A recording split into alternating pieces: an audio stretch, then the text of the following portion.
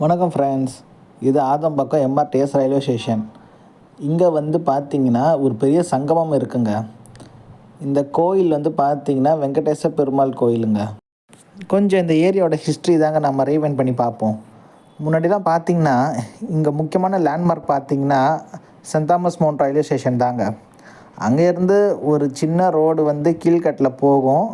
அந்த ரோட்டுக்கு கீழ்கட்டில் வரையும் தான் பஸ் சர்வீஸ் இருக்கும். அதுக்கு மேலே மேடவாக்கம் போகிறதுக்கு அந்தளவு பஸ் சர்வீஸ் இருக்காது. நான் சொல்கிறது எல்லாமே நியர்லி ஒரு 40 இயர்ஸ் முன்னாடி. அதன் பிறகு பார்த்தீங்கன்னா இங்கே டிரான்ஸ்போர்ட்டேஷன்ஸ்லாம் பார்த்தீங்கன்னா ஃபுல்லாகவே குதிரை வண்டி தாங்க. எக்கச்சக்க குதிரை வண்டி இருக்கும். ஸோ மெட்ராஸில் குதிரை வண்டியில் ட்ராவல் பண்ணிங்க யாராவது இருக்கீங்கன்னா கமெண்ட்ஸாக சொல்லுங்கள். ஸோ மவுண்ட் டு மேடவாக்கம் பார்த்த இது பார்த்தீங்கன்னா ரூட்டு ரோடு ரூட்டுங்க. இப்போது அந்த ரோடு ரூட்டு மேலே தான் பார்த்தீங்கன்னா மெட்ரோ ஒர்க் நடந்துகிட்ருக்கு. இந்த மேலே போகுது பார்த்தீங்களா, இந்த பிரிட்ஜ் மெட்ரோ பிரிட்ஜு. இது மவுண்ட்டில் இருந்து மேடவாக்கம் வரையும் போகுதுங்க. குறுக்க போகுது இல்லையா, இது வேளச்சேரியிலேருந்து சென்ட் தாமஸ் போகக்கூடிய எம்ஆர்டிஎஸ்.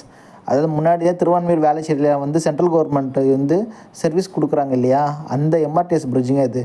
ஸோ ஃபஸ்ட்டு நான் சங்கமம் சொன்னேன் இல்லையா, இது என்ன சங்கமம்னா மவுண்ட்டு டு மேடவாக்கம் போகக்கூடிய ரோடு, மவுண்ட் டு மேடவாக்கம் போகக்கூடிய எம்ஆர்டிஎஸ்ஸு, வேளச்சேரியிலேருந்து மவுண்ட்டுக்கு வரக்கூடிய road plus mount to Velachery வரக்கூடிய எம்ஆர்டிஎஸ் நாளத்தோட சங்கம் வந்தாங்க இது.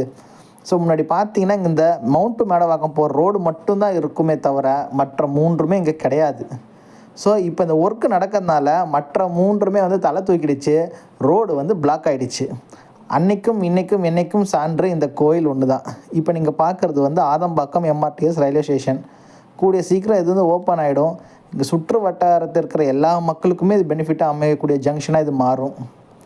யார் யாரெல்லாம் இந்த ரூட்டில் ஃப்ரீக்வெண்ட்டாக ட்ராவல் பண்ணியிருக்கீங்களோ கமெண்ட்ஸ் பண்ணுங்கள். இந்த எம்ஆர்டிஎஸ் பில்லரில் இந்த மாதிரி கிளாசிக்கல் பெயிண்டிங்ஸ் உங்களுக்கு பிடிக்குமா, அதையும் கமெண்ட்ஸில் சொல்லுங்கள். உங்களுக்கு எந்த ட்ரெயின் ரொம்ப பிடிச்சிருக்கு, எம்ஆர்டிஎஸ் ட்ரெயினா இல்லை மெட்ரோ ட்ரெயினா, அது ஏன்னு கமெண்ட்ஸில் சொல்லுங்கள். நன்றி, வணக்கம்.